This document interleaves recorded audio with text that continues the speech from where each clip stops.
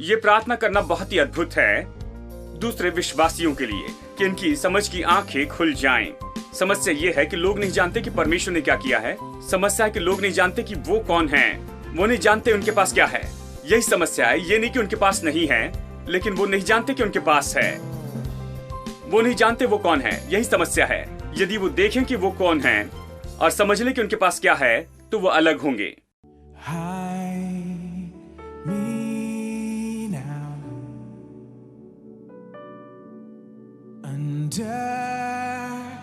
Your way, cover me within your mighty hand. When the ocean rise and thunders roar, I will soar with you above the storm. Father, you are king over the flood.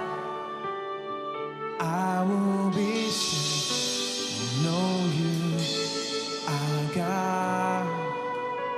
I will be still, know you are God. Find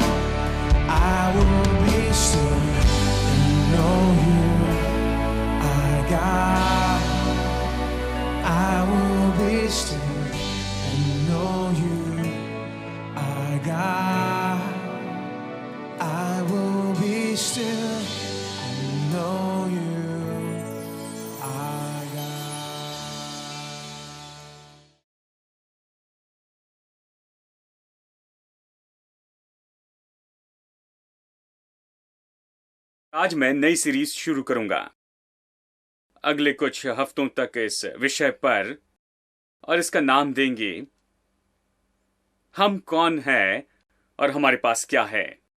इसी पर हम चर्चा करेंगे। हम कौन हैं और हमारे पास क्या है। मेरे साथ निकाले इफिसियों अध्याय की यहां पर शुरू करते हैं। ये पहला दिन है। यहां पहले कुछ बातें बताना चाहता हूं, और जैसे हम इसे आगे देखते जाएंगे, इसमें गहराई में जाते जाएंगे कि हम कौन हैं और हमारे पास क्या है। इफिसियों अध्याय 1 और चलिए वचन 16 से पढ़ते हैं। मैं तुम्हारे लिए धन्यवाद करना नहीं छोड़ता और अपनी प्रार्थनाओं में तुम्हें स्मरण किया करता हूं कि हमारे प्रभु यीशु मसीह का परमेश्वर जो महिमा का पिता है, तुम्हें अपनी पहचान में ज्ञान और प्रकाशन की आत्मा दे। अपनी पहचान में प्रकाशन की आत्मा दे, और तुम्हारे मन की आंखें ज्योतिर्मय हो कि तुम जान लो कि उसकी बुलाहट की आशा क्या है और पवित्र लोगों में उसकी मिरास की महिमा का धन कैसा है, और उसकी सामर्थ हम में जो विश्वास करते हैं कितनी महान है, उसकी शक्ति के प्रभाव के उस काम के अनुसार जो उसने मसीह में किया और उसे मरे हुए में से जिलाकर स्वर्गीय स्थानों में अपनी दाहिनी ओर बैठाया है, सब प्रकार की प्रधानता और अधिकार और सामर्थ्य और प्रभुता के और हर एक नाम के ऊपर, जो न केवल इस लोक में पर आने वाले लोक में भी लिया जाएगा। और सब कुछ उसके पांव तले कर दिया और उसे सब वस्तुओं का शिरोमणि ठहराकर कलीसिया को दे दिया। ये उसकी देह है और उसकी परिपूर्णता है जो सब में सब कुछ पूर्ण करता है। मैं यहीं पर रुकना चाहता था, लेकिन अध्याय 2 में कुछ और वचन पढ़ना चाहता हूं। लेकिन उसके पहले चलिए यहां पर मैं कुछ कहता हूं। ये प्रार्थना है महान प्रेरित पौलुस की। उसकी प्रार्थना से हम बहुत कुछ सीख सकते हैं। हम कई बार सोचते क्या प्रार्थना करें, किस बारे में, और यहां पर इसके बारे में प्रार्थना का मॉडल है, प्रार्थना का ढांचा है नए नियम के संत से। वो किस लिए प्रार्थना करता है? वो प्रार्थना करता है कि हमारी समझ की आंखें जो हैं वो खुल जाएं। वो बहुत जगह पर गया था, लोगों को प्रचार किया था। वो परमेश्वर का महान दास था। लोगों ने बहुत से प्रार्थना निवेदन उसे दिए होंगे, प्रार्थना के लिए बहुत सी बातें थी। लेकिन वो सच में क्या प्रार्थना करता है? प्रार्थना करता है कि उनकी समझ की आंखें खुल जाएं। क्यों? कि वो जान ले उन्हें क्या दिया गया था परमेश्वर के द्वारा, यीशु मसीह के द्वारा और उसके क्रूस पर मृत्यु और उसके जी उठने के द्वारा। यही तो सार है वचन 16 का, वचन 20 और वचन 21 में। वो प्रार्थना करता है कि लोगों की समझ की आंखें खुल जाए, कि वो देखें, वो देखने लगे कि उन्हें क्या दिया गया है और जो कुछ भी यीशु मसीह के द्वारा कलवरी के क्रूस के द्वारा हुआ है वो। ये मेरे लिए बहुत ही महत्वपूर्ण है। ये कहता है, ये मुझे प्रार्थना करना सिखाता है। ये कहता है लोगों की जरूरत तो ये है, ये नहीं कि उन्हें ये और वो चाहिए। शायद उनके मन में हजारों जरूरतें तो होंगी, लेकिन लोगों को सच में क्या चाहिए?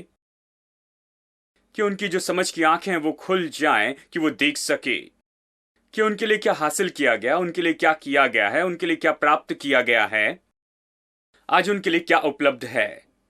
अब मसीह कलीसिया में बस यही तो समस्या है। चर्च हमेशा अपेक्षा करता है कि प्रभु नीचे आएगा, उनके लिए ये करेगा और वो करेगा।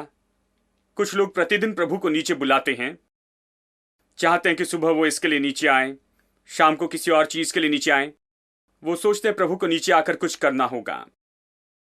यदि ये बाइबल की शिक्षा को अच्छे से देखें तो सही बाइबल की शिक्षा कहती है प्रभु ने सब कुछ किया है। वो एक बार आया और एक बार आने में ही उसने सब पूरा किया। उसने कुछ भी अधूरा नहीं किया, उसने कुछ भी ऐसा नहीं किया कि उससे बाद में किया जाए।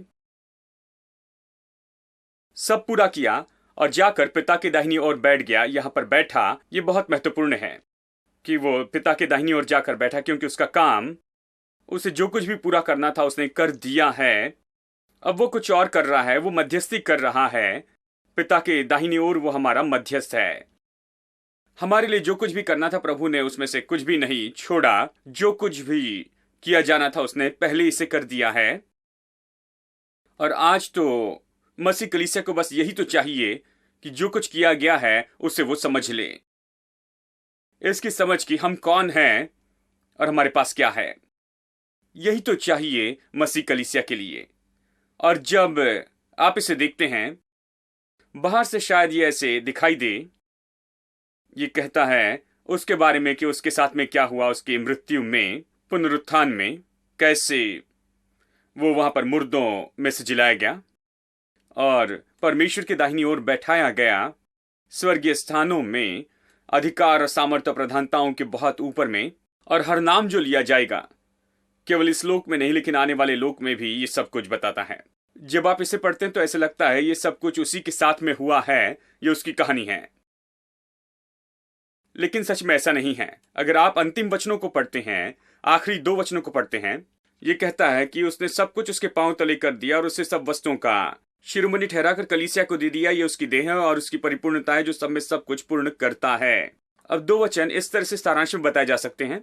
जो कुछ उसने किया या जो कुछ भी उसके साथ में हुआ, मृत्यु और जी उठने में, ऊंचे जाने में, उठाए जाने में और महिमा पाने में, पिता के दाहिने ओर जाकर बैठा, जो कुछ उसके साथ हुआ, ये हुआ चर्च के लिए, चर्च के उपयोग के लिए, चर्च के लाभ के लिए। जो कह रहा है यही तो उसका सार है। उसे इसकी जरूरत नहीं थी, उसे नीचे आने की जरूरत नहीं थी, कि वो क्रूस के ऊपर में जाएं, कि दुख सहकर मर जाएं और नरक तक जाए और शैतान का सामना करें और उस युद्ध को जीते और फिर बाहर आएं और फिर से जिलाए जाएं कि पिता की दाहिनी ओर जाकर बैठ सके। वो इसका पहले आनंद उठा रहा था। वो तो पहले से परमेश्वर के समान था। बाइबल ये कहती है आदि से ही, आदि में वचन था, वचन परमेश्वर के साथ था और वचन ही परमेश्वर था। वो परमेश्वर था। उसे क्या जरूरत थी? ये सब कुछ करके उसे हासिल करने की जरूरत नहीं थी। इस तरह से उठाए जाने के लिए उसे इन सारी बातों से जाना नहीं था। तो ये क्यों हुआ? ये सारी बातें वहां पर क्यों हुई? ये हुई हमारे लिए, यही बात है। ये इसलिए हुई कि वो हमें ये सब दे सके। मनुष्य के रूप में आया, मनुष्य के रूप में उसने किया और ये सब कुछ हमारे लिए हुआ।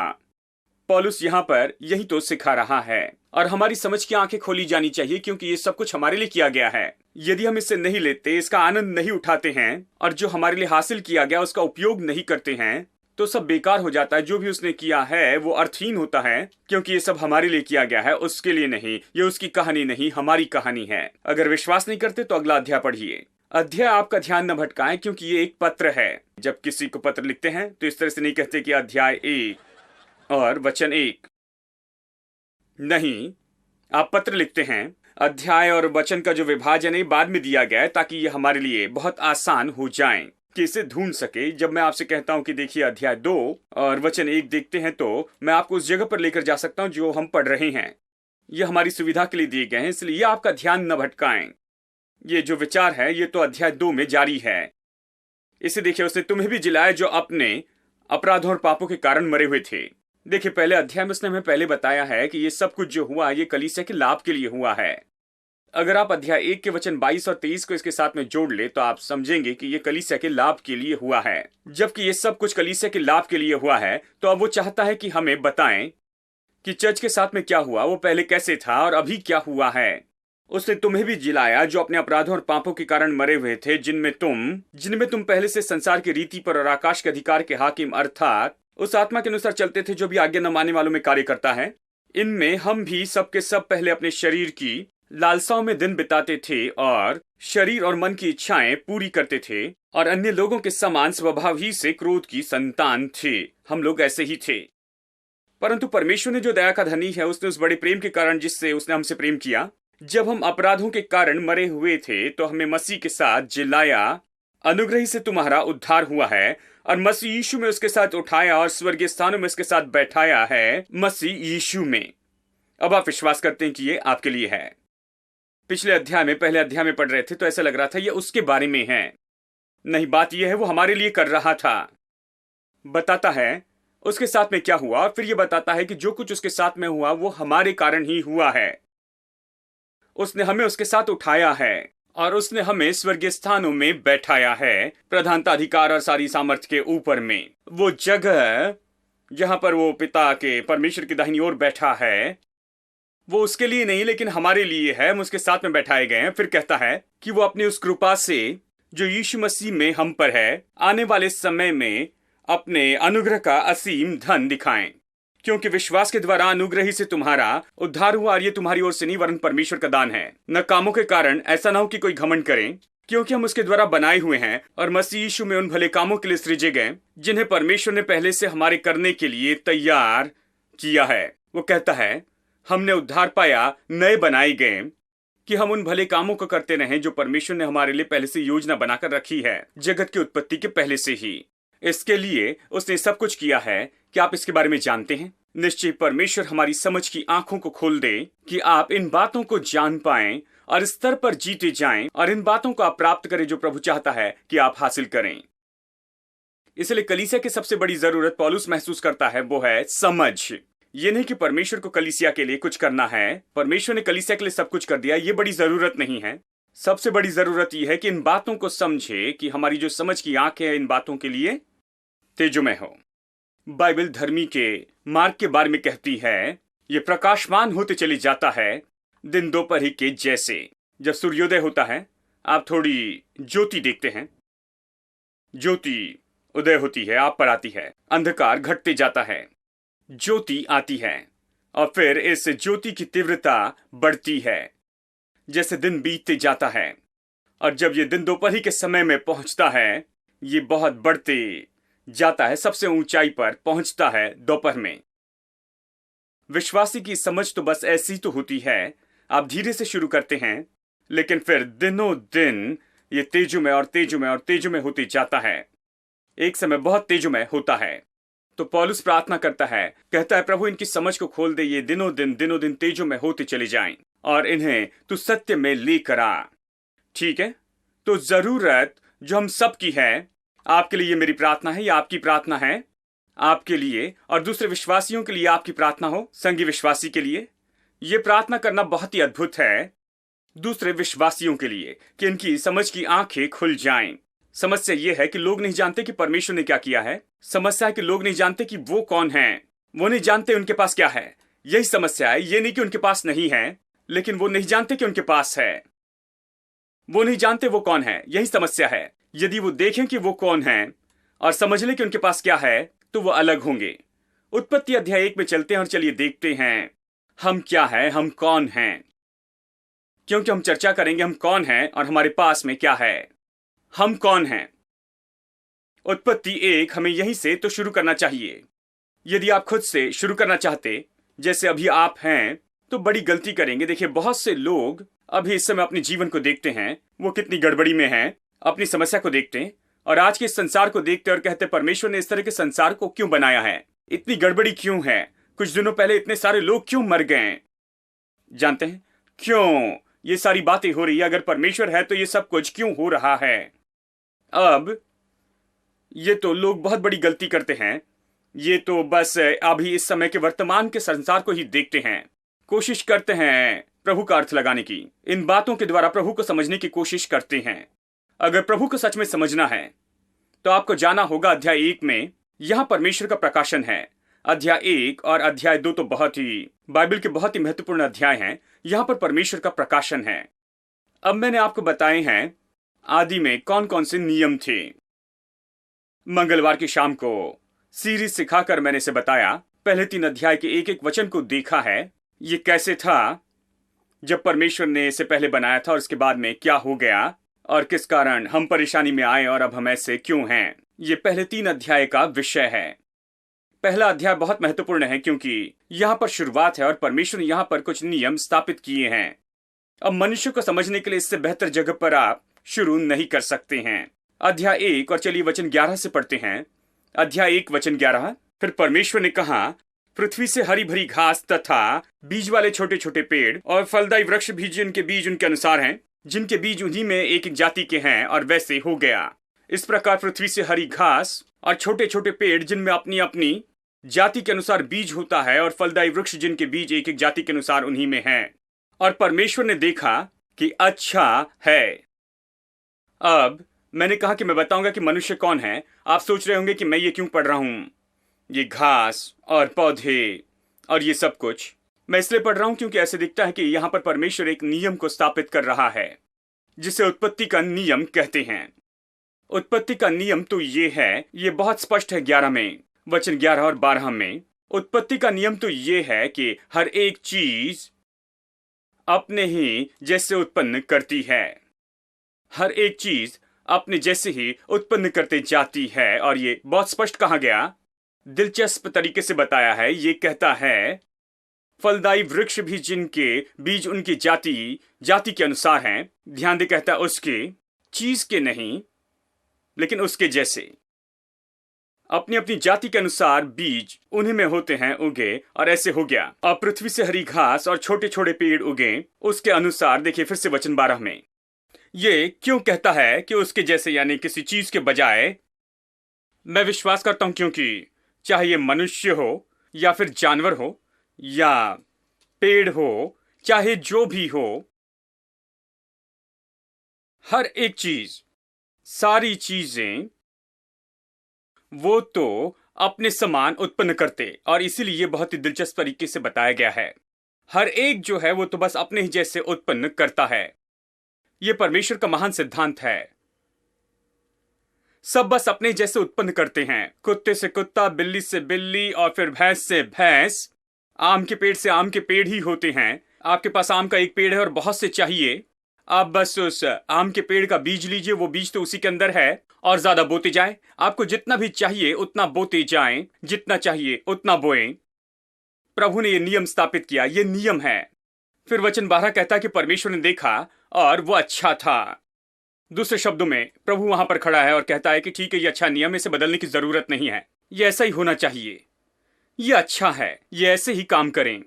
पृथ्वी इसी तरीके से काम करें, हर कोई बस अपने ही अनुसार उत्पन्न करते जाएं। ये इसी तरह से होना चाहिए। प्रभु ने देखा कि ये एक अच्छा नियम है और ये एक अच्छा सिद्धांत है, चलिए इसे ऐसे रखते हैं।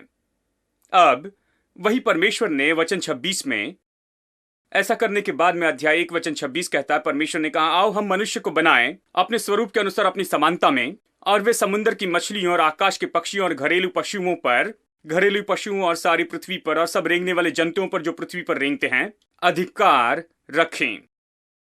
अब परमेश्वर कहता है, आओ हम मनुष्य को अपने स्वरूप में बनाएं। अब परमेश्वर ने यहां पर नियम स्थापित किया, सब शुरू करने के बाद नियम स्थापित किया, और फिर उसने कहा सब कुछ जो है बस अपने ही अनुसार उत्पन्न करते जाएं। अब वो इस नियम को सक्रिय कर रहा है मनुष्य की सृष्टि में। जब उसने मनुष्य को बनाया तो उसने कहा, ठीक है, मैं मनुष्य को लेकर आऊंगा अपने अंदर से ही, मैं उसे अपने जैसे उत्पन्न करूंगा। तो मैं कहूंगा कि मनुष्य परमेश्वर जैसे है। बहुत से लोग इसी बात में फंसे होते हैं कि वो कौन है, जहां तक कि उनके गांव और नगर की बात आती है, उनका देश, उनका वंश, उनकी पृष्ठभूमि, और इन सभी बातों से वो बहुत ज्यादा भरी होती हैं। अगर आप पूछे तो कहेंगे, हाँ मैं तो इस नगर से आता हूं, दक्षिण में जो है मदुराई से 50 किलोमीटर की दूरी पर एक छोटा गांव है, और मेरे जो परदादा थे उनके परदादा इसी गांव में जन्मे थे।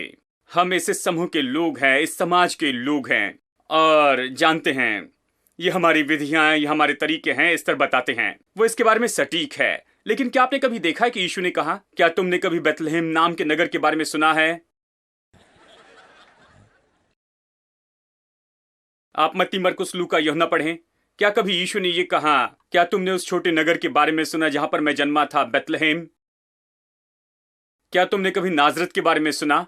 उसने कभी ये नहीं बताया कि वो कहां से है। वो सारी बातें जो उसके स्वाभाविक पृष्ठभूमि के बारे में है, उसने उसके बारे में कभी नहीं कहा, उसके बारे में उसने कभी नहीं बताया। हाँ, निश्चय वो छोटे नगर बेथलेहम में जन्मा था, और वो मरियम का बेटा था, और ये सब, और उसकी परवरिश नाजरत में हुई थी, और सबने कहा ये तो नाजरत से है। ओ, हम इसकी मां मरियम को जानते हैं, हम इसके भाई को जानते हैं। सब कोई उसे पहचानते थे उस शहर के नाम से जिसमें वो पला बड़ा था, कि वो कहां पर जन्मा, वो कहां पर था, और ये सब लोग उसी दृष्टि से उसे देख रहे थे। लेकिन उसने कभी अपना मुंह खोलकर ये नहीं कहा कि मैं यही हूं, कभी नहीं। आप बाइबल में देखिए, उसने कभी नहीं कहा मैं बेथलेहम के छोटे नगर से हूं, मैं देखो बेचारा हूं, नासरत में पला बढ़ा। देखिए, उसने ऐसे कभी नहीं कहा। जानते हैं क्या कहा? मैं ऊपर से हूं। वो तो बहुत ही अलग फ्रीक्वेंसी में था पूरी तरह से। उसने कहा मैं ऊपर से हूं, मैं और मेरा पिता हम एक हैं, मैं वहां से आया हूं, तुम यहां से आए हो, लेकिन मैं वहां से आया हूं। जानते हैं, वो नहीं समझ पाए, सोचने लगे कि ये कैसा मनुष्य है, ये कैसा व्यक्ति है, ये तो अपने स्वाभाविक पृष्ठभूमि के बारे में बिल्कुल सचेत नहीं है। लेकिन वो इतना भरा था इन बातों से कि वो सच में कौन है। मैं सोचता हूं कि ये समय है कि विश्वासी लोग बदल जाएं और पूरी तरह से सचेत हो जाएं उनकी आत्मिक पृष्ठभूमि के बारे में और मसीह में वो कौन है, इसके बजाय कि वो इन बातों से भर जाए कि वो कौन है अपने स्वाभाविक पृष्ठभूमि से। हम सब की पृष्ठभूमि है, हम सब किसी नगर से हैं, किसी समाज से हैं, हम सब किसी न किसी पृष्ठभूमि के हैं। आप उसे बेकार नहीं कर सकते। मैं ये नहीं कह सकते कि आप उसे फेंक दें, नहीं, मैं ये नहीं कह रहा। मैं कह रहा हूं कि ये महत्वपूर्ण नहीं है, हमें इसके बारे में सचेत नहीं रहना है। हमें विश्वासी होने के बारे में सचेत रहना है, हमारी मसीह में जो पहचान है उसके बारे में सचेत रहना है कि हम मसीह में कौन हैं। हम मसीह में कौन हैं, ये नहीं कि मैं कहां पर जन्मा था या फिर मैं किस समाज का हूं, उसके बारे में घमंड नहीं करना, इसके और उसके बारे में, स्वाभाविक बातों के बारे में नहीं। मैं मसीह में कौन हूं। अगर मैं आपसे पूछूं आप कौन है, तो आप ये नहीं कहना कि मैं दिंडीवनम से हूं। नहीं, ये वहां पर शुरू ना हो, ये शुरू हो ये कहते हुए कि मैंने नया जन्म पाया है। Master, Savior, coming King, He's good to to me. Creator of everything, He's good to me. And when I'm down, feeling low, there is somewhere I know I can go. He's good, He's good, He's good all the time. He healed my body and He healed my mind. No better friend you will ever find. He's good to me. He's good, He's good, He's good all the time. He healed my body and He healed my mind. No better friend you will ever find. He's good to me. Oh, He's good, He's good, He's good all the time. He healed my body and He healed my mind. No better friend you will ever find. He's good to me. He's good, He's good, He's good all the time. He healed my body and He healed my mind. No better friend you will ever find. He's good to me. He's King of glory, the Lord of all. He's good to me. My Redeemer when I fall. He's good to me. When I'm down, feeling low, there is somewhere I know I can go. He's good, He's good, He's good all the time. He healed my body and He healed my mind. No better friend you will ever find. He's good to me. Oh, He's good, He's good, He's good all the time. He healed my body and He healed my mind. No better friend you will ever find. He's good to me. He's good, He's good, He's good all the time. He healed my body